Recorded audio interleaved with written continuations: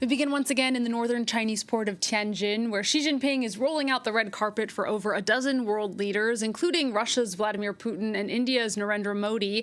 They're gathering for the summit of the Shanghai Cooperation Organization, a group established by China and Russia in 2001 as an alternative to the Western world order.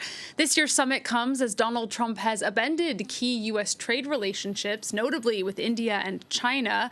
Xi and Modi have already held a bilateral meeting with the Indian Prime Minister, saying he is committed to progressing ties with China. Our regional correspondent Jan Camenzind Broomby has more on the summit from Tapei. Tianjin is normally a port city in northern China. Now it's transformed into a hub of global diplomacy. As you said, as the red carpet is rolled out and world leaders from across the world, mostly in East Asia, in Southeast Asia and in Central Asia, but also the Middle East, make their way over to China for what is going to be the latest and the largest round of this Shanghai Cooperation Organization meeting. What can we expect on the agenda? Well, it started in 2001, this organization. It was mainly focused at that time on military and counter-terrorism. It's expanded its remit now and focusing also more on economic integration and cooperation. That's, of course, something that's increasingly important in a world in which many of these countries, India included, has been slapped with tariffs of up to 50%.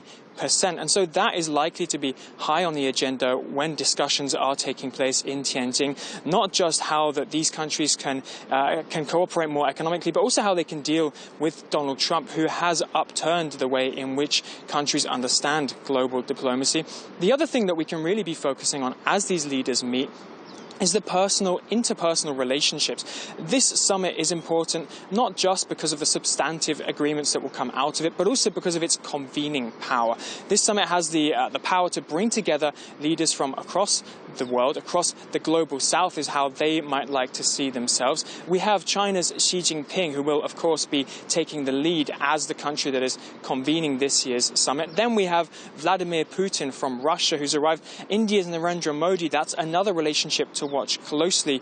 We know that China's Foreign Minister Wang Yi was just in India a few weeks ago, working on thawing those ties between India and China. Let's not forget there are territorial disputes between those two. And so watching those interpersonal relationships as these world leaders from across the globe come into Tianjin is going to be really what we're focusing on in the next day or two as the summit continues. But let's not pretend it's not all one big happy family. Some of these countries do have their own disputes between them. India and Pakistan are both members, both attendees of this summit. They were in an active conflict just a few weeks ago. So watching how those interpersonal relationships develop over the next few days and seeing how Xi Jinping is able to use this also as a means of projecting power and projecting multilateralism and global diplomacy without the United States at a time when it feels like Washington is really withdrawing from some parts of the world. Jan, speaking of projecting power, this summit is just part one of a really big spectacle that China is putting on this week. Many leaders like Putin will also be staying on for a military parade on Wednesday. Is it fair to say that China is trying to send a message here? That's right. This is not just one summit. This is part of a broader diplomatic spectacle that has been orchestrated by Beijing that is using the anniversary of the end of World War II in Asia also as a means of increasing its own diplomatic soft power, you could say. Vladimir Putin is expected to stay on for some 4 days in an unprecedented trip, really. We haven't seen him leave Russia for that amount of time very often, especially since the war in Ukraine began. Narendra Modi is not going to be attending this event that's being held in Beijing. Large areas of Beijing shut down at the moment as they prepare for a huge, the largest in recent years, military parade that will be parading down those streets.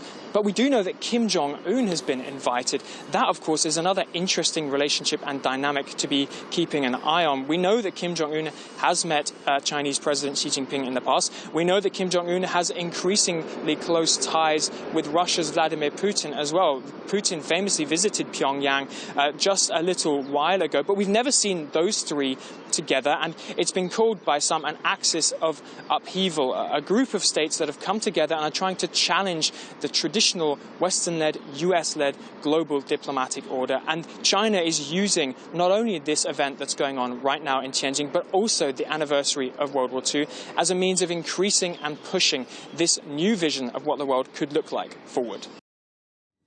Regional correspondent Jan Camenzind Broomby reporting there.